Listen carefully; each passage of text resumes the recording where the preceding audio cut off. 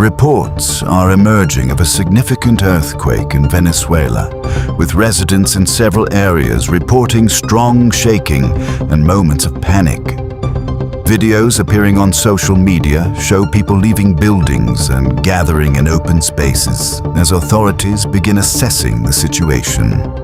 Emergency officials are working to determine the full impact of the earthquake, including any possible damage to infrastructure.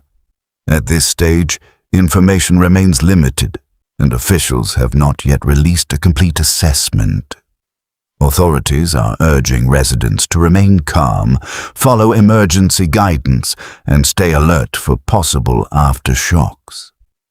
Earthquakes can cause damage even after the initial shaking stops, and emergency teams are continuing to monitor conditions across affected areas. Don't forget to like, subscribe, and turn on notifications for future updates.